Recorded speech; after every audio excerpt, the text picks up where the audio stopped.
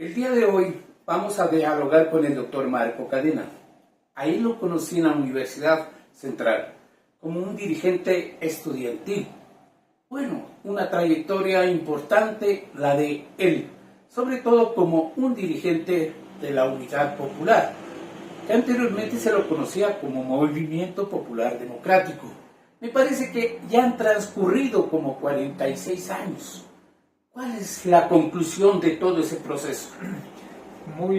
Saludos a todos y a todas. Muchas gracias, Ramiro, por este espacio, por esta entrevista. En efecto, actualmente se denomina Unidad Popular, lo que en su momento representó el Movimiento Popular Democrático, básicamente con todos sus contenidos programáticos, sus objetivos políticos, estratégicos, en la finalidad de jugar un papel en la sociedad ecuatoriana, que es en efecto llegar al poder político del Estado. Sin embargo, como que repercusiones a nivel de los estudiantes, tanto de secundaria cuanto universitaria, y por qué no, en el Magisterio Nacional, donde con su presencia también se han destacado. ¿Cómo va esa actividad? Sí, mira Ramiro, en efecto nosotros tenemos una base social, yo diría, bastante extensiva, principalmente en obreros, campesinos, maestros, estudiantes, donde están precisamente nuestros militantes en algunos casos, no en todos, obviamente, dirigiendo algunos gremios. Hoy por hoy, por ejemplo, tenemos una lista en las cuales en la mayoría o una gran parte del país, por ejemplo, la dirigen dirigentes sociales como Jorge Escala, expresidente nacional de la UNE, por poner un ejemplo, a la presidencia de la República como Andrés Quispe, presidente nacional actual de la UNE, o como, por decir, Henry Guatemal, el presidente de la UNE de la provincia de Imbabura, y así en otras latitudes de nuestro país encabezan, por ejemplo, profesores. Y en su defecto también en estas propias listas, dirigentes obreros, dirigentes estudiantiles como el presidente nacional de la FEUE, que también es parte de la lista aquí en la provincia de Pichincha, dirigentes sociales, etcétera. Es decir, porque en efecto, acuérdate, Ramiro, que nosotros en 1978 nacimos precisamente en un gran frente en defensa del petróleo, en defensa de la soberanía nacional. Así es como nació el MPD. Así es como, por ejemplo, nosotros fuimos, un aporte importante para la nueva Constitución del 2008, que es una Constitución de derechos, ¿no? Es decir, de alcances, por ejemplo, en el ámbito, por poner solo un ejemplo, ¿no es cierto?, de la soberanía nacional respecto, por ejemplo, al tema del petróleo mismo, al asunto de los trabajadores autónomos, de los profesores, del derecho a la salud, del derecho a la educación. Es decir, hay capítulos principalmente en cuanto a la defensa de la naturaleza, de la defensa del medio ambiente, en la cual nosotros jugamos un papel con otras propuestas y que en su momento en Montecristi fueron aprobadas. Marco, sin embargo, se dice que esta Constitución, que más le ha servido a Rafael Correa en su momento, dicen que responde a la vigencia de este narcoestado que para algunos está presente. Hay que acordarnos que al inicio, en efecto, se proclamó precisamente una constitución bastante garantista. Acuérdate que ahí hubo grandes movilizaciones para poder incluso aprobar esa constitución, huelgas de hambre, plantones en Montecristi. Es decir, esto no fue aprobado solamente por los asambleístas, fue una expresión de miles de organizaciones que se apostaron y que propusieron en Montecristi. Más bien nosotros consideramos que es al revés, es decir, esta constitución de derechos él estaba estorbando en su momento a Correa, y por eso luego incluso hay que acordarnos que hicieron algunas reformas a lo que hoy se conoce el Código Orgánico Integral Penal, donde precisamente más bien lograba a través de este código, me parece que es en el capítulo 4 de COIP, ¿sí?, más bien incorporar, ¿sí?, artículos en cuanto tiene que ver, por ejemplo, a la persecución del Código Penal antiguo en el COIP. Es decir, la Constitución garantista era un estorbo en su momento, una camisa de fuerzas para Correa, porque precisamente ya no estaban hablando de soberanía, ya no hablaban incluso de socialismo siglo XXI o peor socialismo científico, ya hablaban ellos incluso de que aquí no hay ni antiimperialismo ni nada de eso, es decir, de que más bien el rumbo del Ecuador lo establecían en el capitalismo moderno y privatizador, básicamente. ¿Cuál es tu criterio con respecto al régimen venezolano de Maduro? Primero, ellos no representan la izquierda, no representan un proyecto socialista, representan un populismo de derecha. La expresión de que haya en este momento más de 5 millones de venezolanos por todo el mundo migrando es una expresión precisamente de que no ha funcionado el sistema capitalista. Lo que han hecho simplemente es tomar las banderas rojas, tomar el discurso de izquierda para justificarse.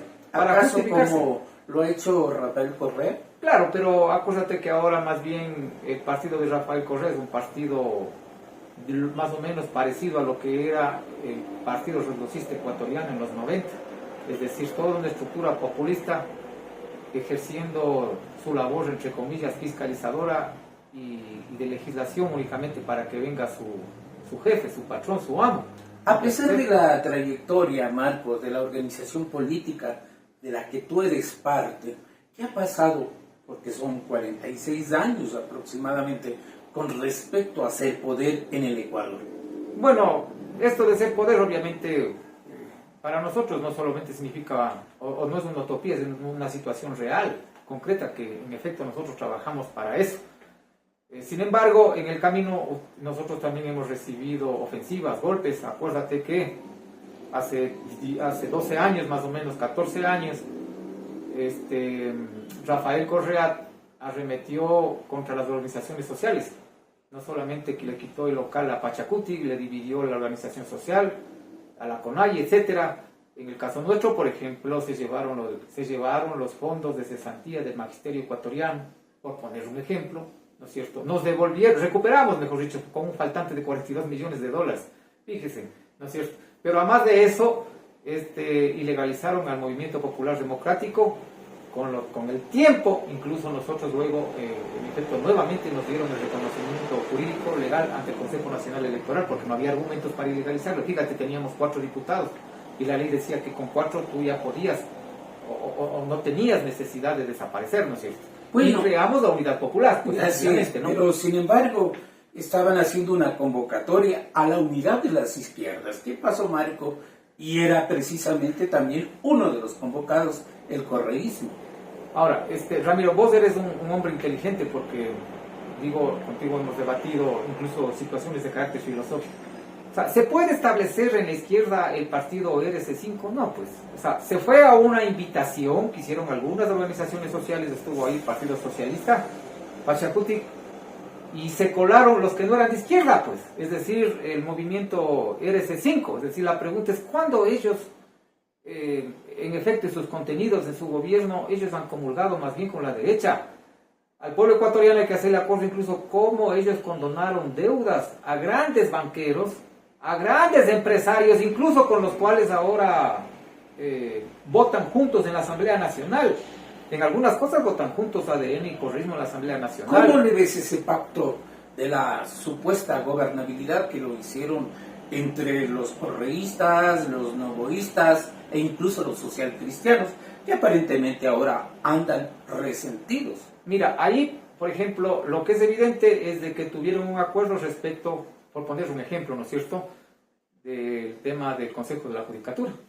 Actúan juntos, votan juntos en el Consejo de Participación Ciudadana, hicieron campaña incluso para los que ingresen al Consejo de Participación Ciudadana, con el rostro de Rafael Correa, fíjate. Los de la Liga Azul. Correcto, ese organismo no es para nada independiente, ¿no es cierto?, como ellos quieren mostrarse, no es nada imparcial, no es nada, digamos, transparente respecto ya al ejercicio más bien partidista que tienen ellos. Es decir, ellos han actuado juntos.